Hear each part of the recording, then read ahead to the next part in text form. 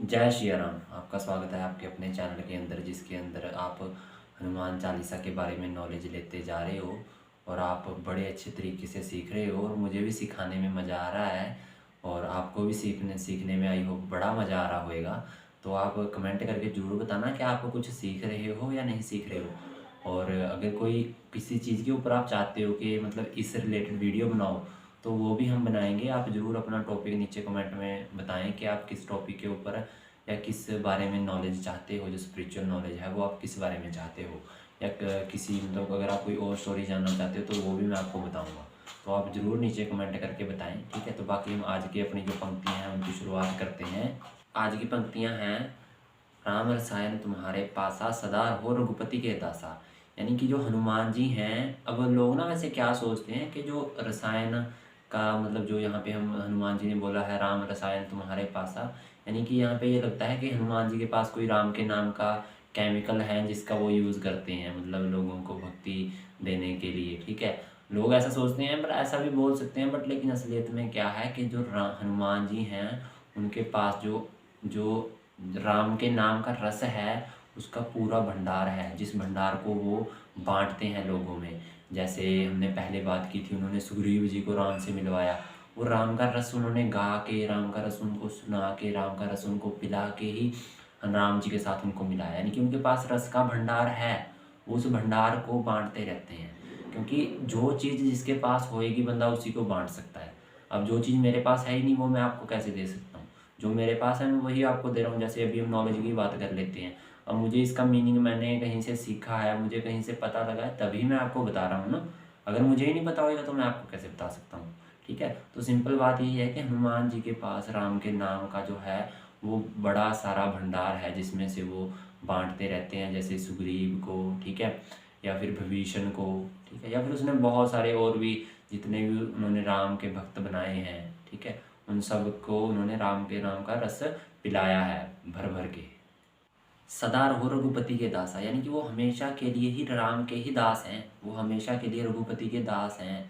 चाहे दुनिया इधर से उधर हो जाए, वो श्री राम के दास हैं, श्री राम के दास थे और श्री राम के दास ही रहेंगे। वो उनकी सेवा के लिए, उनको खुश करने के लिए जो जो कर सकते हैं वो हर कुछ सब कुछ करेंगे।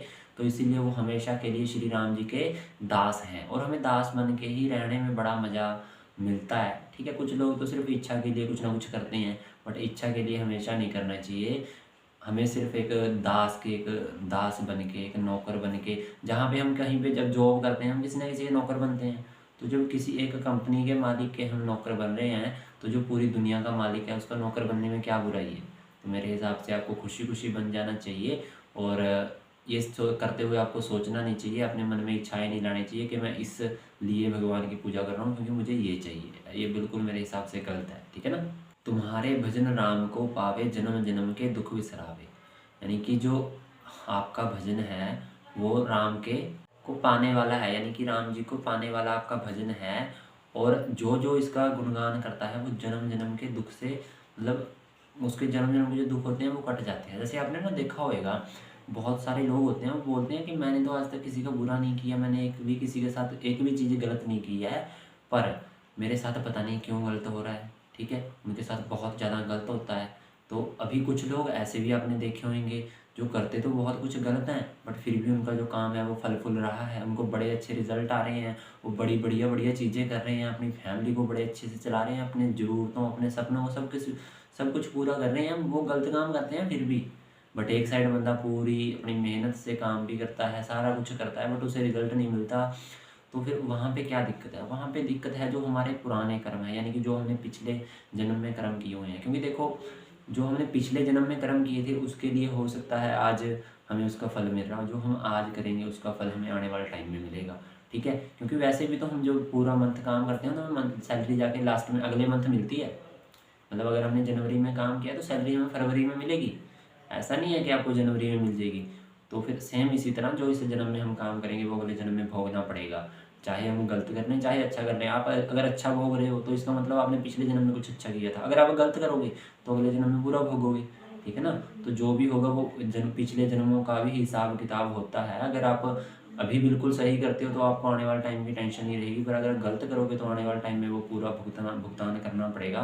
बट लेकिन जो राम जी का नाम है वो ऐसा है कि वो जन्म जन्म के दुख भी काट देता है अगर आप अच्छे से नाम लेते हो। पर लेकिन होता क्या है ना कि देखो मतलब मेरे कुछ मैंने मतलब किसी से सुना था कि मतलब कई बार मतलब जो हमारे फ्रेंड होते हैं मतलब कई बार मतलब मेरे से पूछते हैं अभी यार मैं क्या करूँ, मेरी ज़िंदगी में शांति नहीं है, मैं भगवान का नाम भी लेता हूँ, मैं ये भी करता हूँ, मैं वो भी करता हूँ, बट लेकिन अगर असलियत में देखो ना तो वो बंदा 2 मिनट के लिए भगवान के पास जाता है और उस 2 मिनट में भी वो अपनी एक जो लिस्ट होती है ना उस लिस्ट को भगवान के सामने रख देता है कि भगवान मुझे ये चाहिए, मेरे लिए ये कर दे, मेरे लिए वो कर दे, मेरे लिए मतलब पता नहीं वो क्या क्या लिस्ट लेके भगवान के सामने बैठता है और फिर वो भगवान को बोलता है कि भगवान मेरी लिस्ट पूरी कर क्योंकि मैं तेरे सामने बैठा हूँ पूजा करने के लिए। पर वो पूजा करने के लिए नहीं बैठा, वो अपनी लिस्ट पढ़ने के लिए बैठा है, अपने जो डिमांड्स हैं उनको पूरा करवाने के लिए भगवान के पास बैठा है। भगवान का नाम तो उसमें से वो मुश्किल से 1 या 2 बार ले पाएगा, बाकी तो अपनी डिमांड्स बनाएगा, ठीक है ना।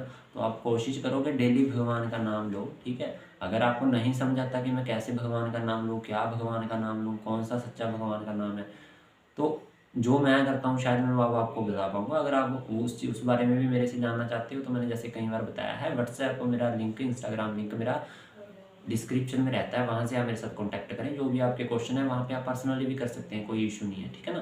तो ये इसका मतलब आपको पता लग गया होगा कि तुम्हारे भजन राम को पावे, जन्म जन्म के दुख बिसरावे। इसका जो सारे लाइन का मतलब है ये मैंने आपको समझा दिया है और ऊपर की जो पंक्तियाँ थी वो भी मैंने आपको बता दी हैं। तो मेरे ख्याल से आपको अभी तक सारा कुछ क्लियर होएगा।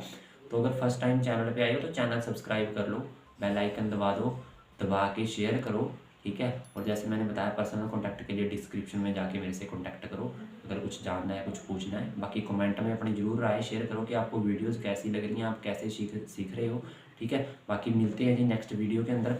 जय श्री राम।